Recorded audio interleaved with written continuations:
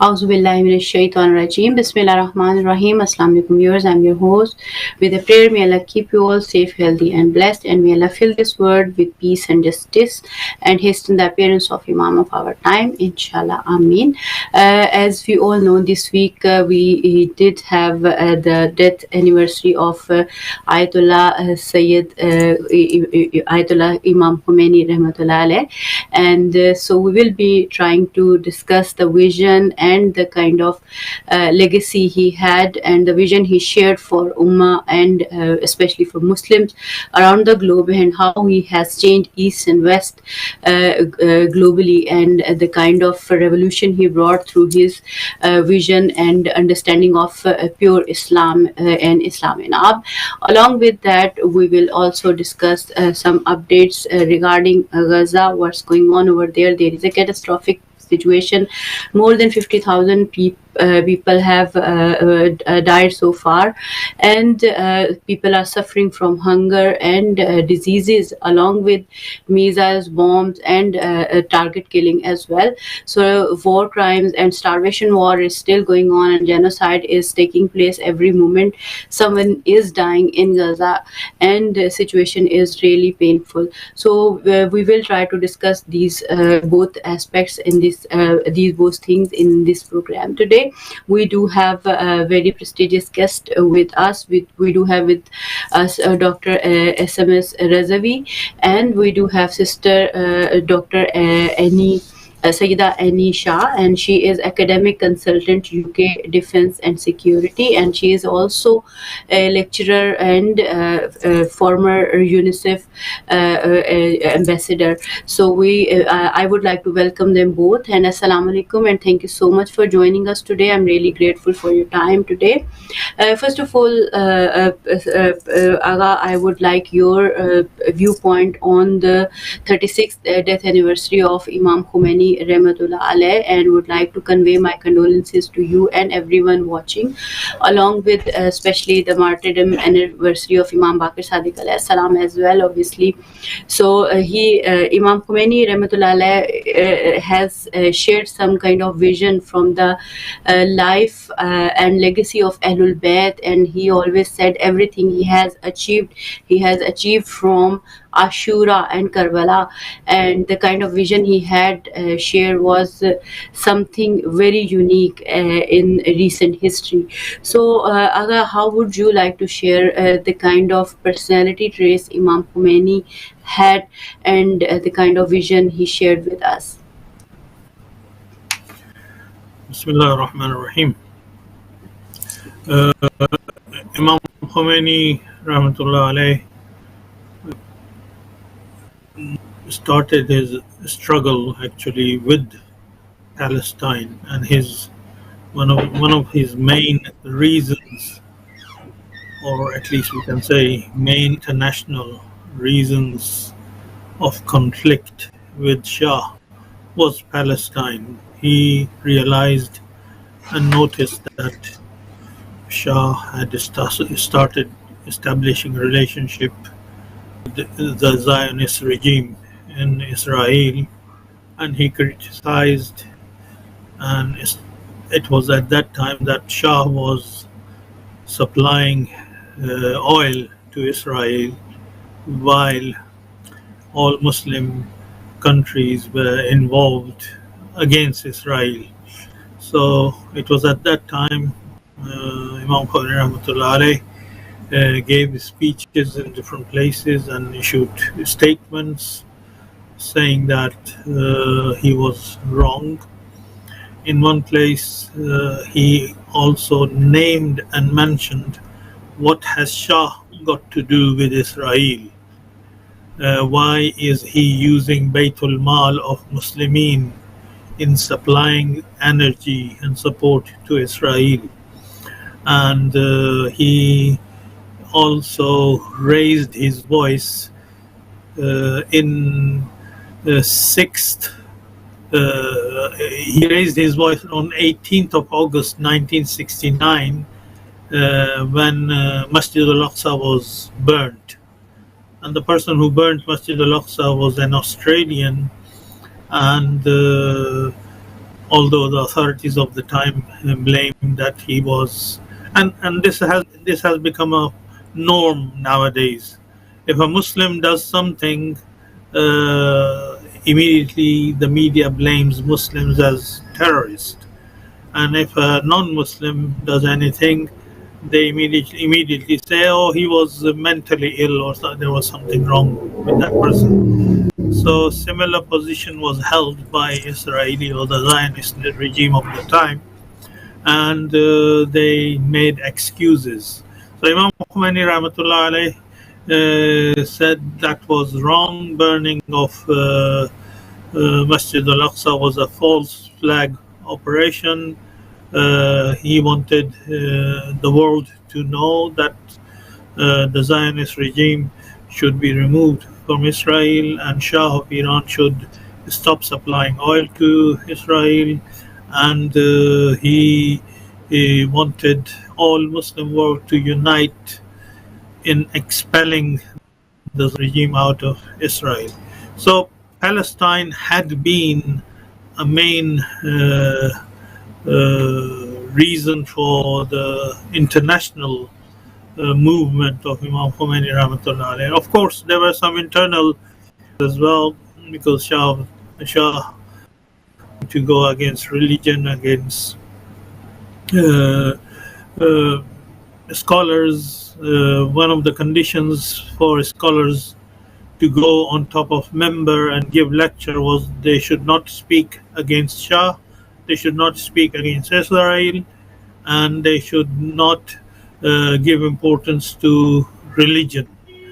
And so these were the most controversial issues that Imam Khomeini Rahmatullah alayh raised, and that's why Shah did not like Imam Khomeini Rahmatullah alayh, and initially he arrested him, and he wanted to execute him as a person who had stood against the king of Iran. But according to Iranian constitution of the time, if the person was a marja taqlid, he could not be executed, and the maximum they could do was expel him, and this is how Shah was expelled.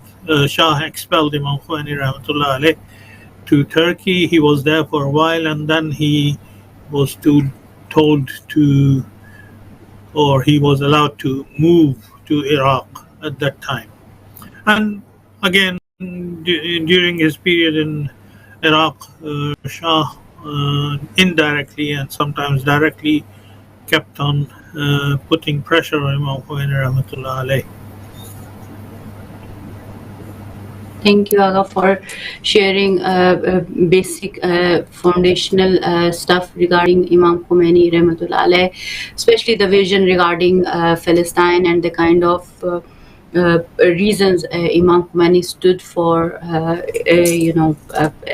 for Palestine as well as for the people of Iran.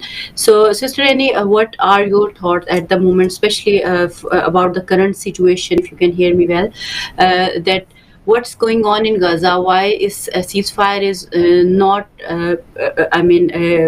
coming into place, and people are still in, and even the people who are going for taking some foods from somewhere, sort of is the situation is like going to the food bank or wherever the aid is being given. For instance, if initially there is no aid being given, and if there is some, the people are being killed through bombs and missiles or whatsoever, and the little children with imputed bodies are coming back to their parents.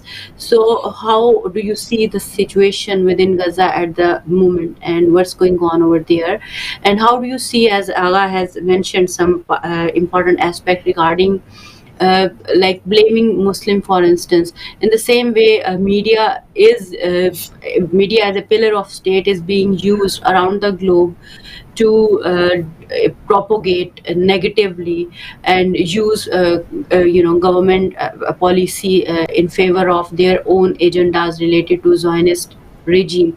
So how do you see this kind of policy, and how do you see the awakening of people, if you can shed some light on these two aspects. Yeah, thank you very much. First of all, Bismillah ar-Rahman ar-Rahim.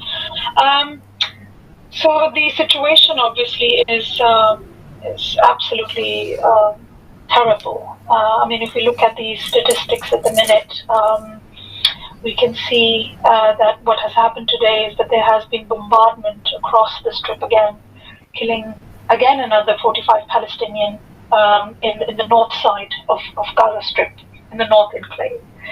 And again, that has led to crippling of aid blockade, which is continuing, and starvation is spreading, like wildfire. And at the same time, it's very important to really note what is happening till now, as we speak. And at the same time, we can see that Israeli army has been ordering Palestinian in several areas within the southern Khan Yunis as well to evacuate, because they want to, obviously the troops are reportedly to converge on the second largest city, which is the southern Khan Yunis city. And again, in occupied West Bank, the Israeli forces have just recently, in the last 20 hours, have killed and shot a 14-year-old boy during a raid in Ramallah. And it's just not one incident. There have been several violent incursions, that have been happening within the occupied West Bank. So there is, obviously we can see that the amount of absolute chaos and terrible state is pretty much evident, because every day we are hearing these reports of children dying, people dying, and the blockade, the aid not getting through. I mean, this seems to us like a proper, planned out, propaganda of the Zionist regime. Because what they want to do really is just to take over whatever is left of that strip. I mean, it's just not, whether there is a hue and cry all around the world, it doesn't really matter to them. Because what they need to do and what they want to do is just clear that area. And it's obviously genocide that is taking place in front of our eyes in these times. And it's something that, we cannot, literally we cannot ignore. But what is most abhorrent is that how can the Western states just sit back, look at what is happening in the times, and do nothing? Those who are the harbinger of, all sorts of humanitarian values and all sorts of humanitarian interventions are not doing anything whatsoever. So that creates a bit of a normal person who doesn't even have an understanding of the situation in this area, or is, living in their own bubble, are eventually finding out, because it's so absolutely horrendous that even a single child who is a 6 or 7-year-old in the school is not allowed to talk about it at all, because even now you can't talk about it, because that means you're taking some sort of a side. Where is the humanity then? I mean, you're talking about humanity all the time. Where is the humanity now? So this the current state really, it just puts everybody to shame, And second, the point about blaming, the Muslim Ummah, I think it's absolutely terrible to even think that way, because I think whatever is in the capacity of whatever we are doing, or whatever these states are doing, I sometimes feel that they're not doing enough. Maybe, it's not a personal opinion, but obviously it's opinion of a lot of other analysts who think that a lot could be done in terms of the voice, and hence I feel that the more we talk about it, the more we're going to spread the word. But at the same time, when you look at the policies and everything, and in the countries, in the Western countries, the policies are such that although you can go out and do the march and talk about it, but you can't really sort of see anything happening on the aspect of when the government comes in. Obviously, if you ask anybody around you. People are getting more and more aware. People who didn't even know what the problem was or what the conflict was, they're getting even more and more aware of the situation that is at hand, and they're much more sort of feeling towards, the plight of the Palestinians. That's how I say it. Maybe, there needs to be much more done by the government, and that's where the problem is. It's a massive, like as if there's some sort of a curtain in front of their eyes, and although, they know what is going on, but they have just deliberately put that curtain in front of, are obviously surrounded by the people who they want to support. So that's where I think the humanity completely dies. That's very true, Sister Annie. Thank you for sharing your viewpoint on current situation and the situation of entire humanity. It has failed in many ways, including Muslim Ummah and all United Nations and whatsoever institution we have, so-called in the name of humanity, human rights, whatsoever.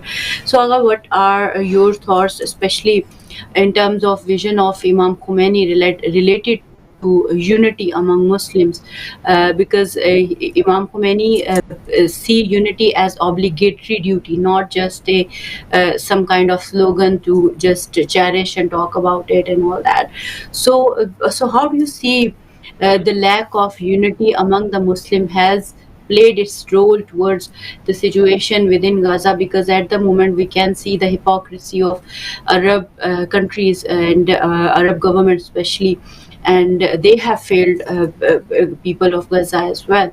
So and even non-Arab Muslim countries or the Muslim nation, uh, I mean, we could have done so much, but we haven't done, and we have failed the people of Gaza.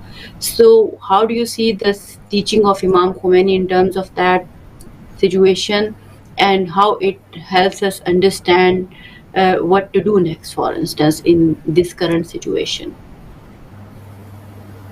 Is that for me? Yeah, yeah. Yeah. Imam Khomeini, as far as the issue of Palestine is concerned, he can be looked at a person who united Sunni and Shia Muslims from that point of view, because we all know that majority of the Muslims in Palestine are Sunni Muslims, and Imam Khomeini was more concerned about the problems that Muslims were facing, especially by the Zionist regime of the time, and which has occupied Palestine since then, and the occupation continues, and the atrocities continue, and all the so-called superpowers of the world support the atrocities in occupied Palestine. So Imam Khomeini was the first ever religious scholar who raised his voice, and that is the claim. It is registered in the United Nations because he wrote a letter in 1968 criticizing the Zionists' time, and he mashallah was so aware of the problems with the Zionists that he was differentiating between the Jews and the Zionists. And in one of his speeches and explanations that he gave, he openly said that those who did not live in Palestine and migrated to that area and occupied the area are not the real Jews, and they are Zionists who are trying to cause trouble, and they have different agenda. So it was as a Muslim leader which considered Sunni together and raised voice in support of all Muslims, and he was encouraging the Arabs and all others to defend the issue of Palestine. He was the only scholar in Muslim world, Sunni and Shia Muslim world, who pulled out the issue of Palestine out of Arabism, because before the Arabs used to, even still now, some Arabs consider Palestine as an Arab issue, and Imam Khomeini made it into an Islamic issue, an Islamic duty to support the mustad'afin and those who were suffering at the hands of the Zionists. So, and this is based on Quran. There are verses of in Holy Quran in which Allah Subhanahu wa Taala openly says that the Christians and Jews will never be satisfied until you follow their path. So Imam Khomeini gave a big warning to all so-called Muslim leaders of the time that they should not give their hands in allegiance to them, and they should be firm in their raising voices against the oppressors of the world. And this is how he united. He didn't differentiate between Sunni and Shia, and he stood firm. He issued statements, he wrote letters, and you can imagine none of the, even amongst the Shia Muslim scholars, none of them were that aware as Imam Khomeini Rahmatullah Alayhi was aware of the current situation of the Muslim world. And he noticed that the Shah of Iran was had given hands in allegiance to the Zionist regime of Israel. According to some reports, even the 2,500-year-old celebrations that Shah organized in Iran to celebrate kingdom in Persia, 2,500 years of kingdom in Persia, and it was a very lavish celebration. And Imam Khomeini noticed that the people who had helped Shah to organize this were Zionists. So he had even mentioned that why Shah is affiliating himself to the Zionist regime and seeking help from him and celebrating some pagan kingdom that existed before Islam, and giving hands in hands with the oppressors of the time, which was the Zionist regime of Palestine, occupied Palestine. Sure. And thank you so much, Aga, for sharing your viewpoint on that.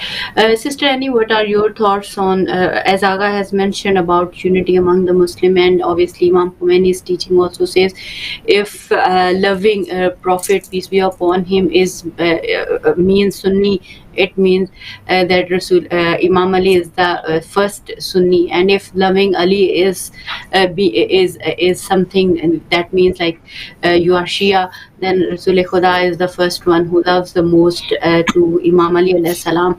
And I would also like to add that he also differentiated among Jews and Zionists, and he said that he considered that Jews are different from the Zionists, and Zionists basically believe in no religion. So Sister Annie, what are your thoughts at the moment when humanity is failing them? How would these Zionist entities and all the complicit would brought to justice when we are unable to stop them, and they are still even target killing children who are just going with some water to take it home or something like that, not even home, you can say, wherever their loved ones are, and they are target killing the mother who is just getting some food for their children and is being targeted. And this is kind of a situation beyond words, and this word is failing as well, we know that. So how do you see the situation of complicity of Western world, especially if you can say our United Kingdom and the government at the moment, how do you see their role in that whole situation, because they are providing arms they are providing diplomatic cover, they are providing political cover in many ways. From lip service, they say we are just pausing, for example, this trade talks or whatsoever, but in practical, obviously they are providing all the covers they can, economically, diplomatically, politically, and all that. So how do you see this aspect, and how we can stop them from doing that? Yeah, I mean, first of all, I would like to touch base on the beginning of your obviously question regarding losing the faith in humanity, and it's this devastating genocide which has been raging through Gaza. It's amazing to see how from the rubble has emerged a sort of like a indestructible light. The faith and the resilience of the people, of Gaza. And when we see that, it captivates our hearts, because this is something, the resilience that we see, something we have not seen before. And this, sadly, is not the first war. We have seen many times ethnic cleansing of indigenous people that has occurred in the hands of the tyrant occupiers. However, we should also realize that this is the era of social media, where outsiders are basically able to witness the destruction unfold in an unprecedented way. Hence, we get to hear about it. We get to see the news on the television. So we are surrounded by, social media. And, it has always been described as an open-air prison and a concentration camp. Gaza has been, being the one in this era of social media, with little or no access to any sort of essentials for survival, like water, food, fuel, any sort of medical care even.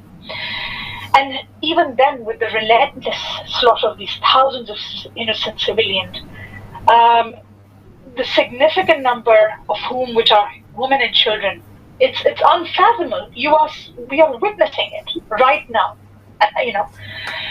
But with even this horrible stuff and unfathomable scenes, we see the hope in their eyes. These survivors who basically survive are miraculously able to stand up and continue with their lives. Despite losing everything time and time again. It's not just once, time and time again.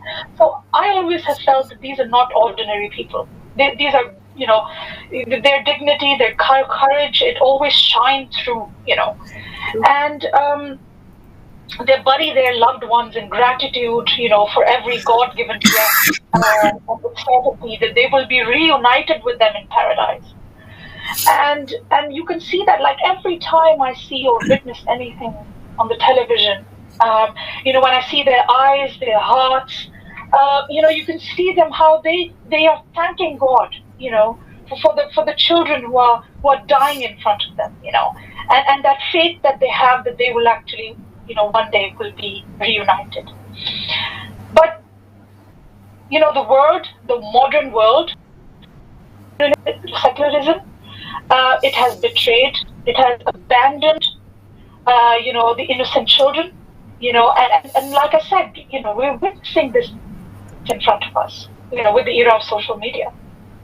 And when we see that the humanity is dying in such way, like I even mentioned earlier, we always talk about, the powerful countries being the leaders in humanitarian intervention.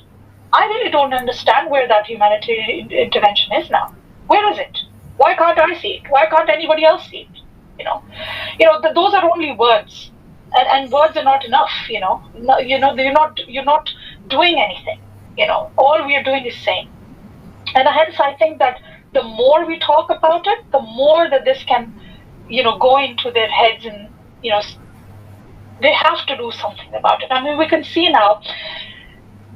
Even in the high courts cases, there are a lot of high court cases that are going on, in which it is being revealed that the governments are enabling Israel's genocide of the Palestinian, and that's where we get into the complicity of the current government in this Gaza genocide.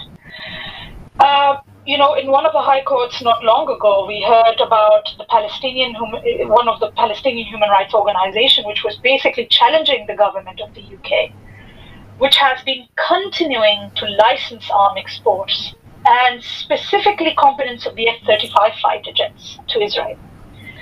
And just last September in 2024, there was a massive evidence, there was a clear evidence, that there was danger that Israel is committing genocide against the Palestinian in the Gaza Strip, which is practically, obviously, the violation of international humanitarian law. And this legal humanitarian organization took a case up, which was taken up by Oxfam and then Amnesty International and then Human Rights Watch.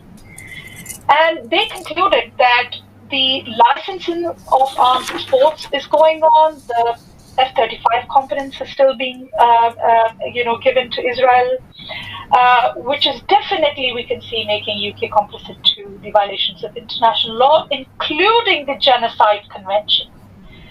The Labour government itself has approved about 126 million worth of military equipment to Tel Aviv. In the last couple of months alone. This is last year. And then what happened was that there was a partial suspension of arms export that took place in September 2024. But that 4-month total basically exceeded whatever was approved in total under the Tory administration in the 4 years from 2020 to 2024. Just before the September 2024, even before that, there was so much that had exceeded. So this is the Labour government which is aiding and abetting the Israel genocide in Gaza. There is ongoing assault happening, obviously, by Israeli military in Gaza. There is the destruction of the all infrastructure, the means of civilization. Everything is destroyed. Yeah. So if we look back, obviously we see that so much has already been approved in total, under the previous administration. And the case that was put forward by the one of the human rights organizations was focusing really on the government's decision, which was obviously last September, to suspend some arm export licenses, which is, again, very technical. Why some? Why not all? As we can see that the genocide is the way it is unfolding now. I mean, this needs to be completely and utterly, totally, all this should be banned and everything should be suspended. So, I mean, if we look at the complicity, we can obviously see that there's so much more, there's so much evidence. I mean, obviously, these human rights organizations have been putting up pages and pages of evidence, of how, the government has been, the previous government has been helping. And the suspension now, which is the partial suspension, does not really make sense, of what actually is going on right now. And in terms of, the United Nations and all the other conventions, I think it's very important to understand that unless or until all the, obviously Western countries are putting and working together, only then can any of these work. Because the thing is that obviously we know that there is so much already. UN legal experts have been urging the General Assembly to invoke the UN resolution, the 1950 UN resolution, which is basically to deploy a peacekeeping force to Gaza, to put an end to the Israel's game of starvation and genocide, right? But calling this current situation again and again, I mean, every time the UN legal experts come and urge the General Assembly, somewhere there is, there is one big major, country that puts its right hand up and says they're not going to be party or be part of these talks. So it's really the member states which have the legal obligation. This is the member states of the UN Security Council which have the legal obligation and the moral imperative to stop starvation and genocide in Gaza. And this is what the UN experts and UN policymakers and UN legal experts keep reiterating, that the member states have a legal obligation. What's the point of having such a massive international organization and have all these member states sit down and talk about a peaceful resolution when in actual fact nothing has been happening? All has been, documents and words after words. So unless and until these member states really make it a legal obligation, nothing can really work. And that's obviously also pretty much apparent when we talk about the United States of America. They just need to put their foot down. They need to make that one phone call. And that's where the problem really is. We can see that some of the countries are coming out and talking about how this needs to stop. Even the UK government in the past couple of weeks has been talking about how Israel needs to stop this. But really, these are just words. You need to really make it and work on it as a legal, make it a moral imperative to stop this. Make it a legal obligation to stop this. And that's the only way that can happen. And all the experts and everybody else, what they can do is just make sure that they keep talking about it, because we cannot stop talking about it. We have to be on the right side of the history. That is what matters. Thank you, Sister Annie. Aga, just 5 minutes are left, and how would you like to conclude the whole discussion, especially related to Gaza and where the situation is going? How these, how the real moral and ethical, conscience could be brought out and could, in the sense that it could stop this genocide practically, because we can see obviously where there is so much darkness, but still the hope is the people around the globe who are marching on the roads and standing up for the people of Gaza and children and families, and they are crying and shouting, and obviously the students of Harvard universities and, for example, big university within UK, US and around the globe standing up for them as well. So how do you see this aspect, and how do you see the revolution Imam Khomeni brought in Iran, for instance?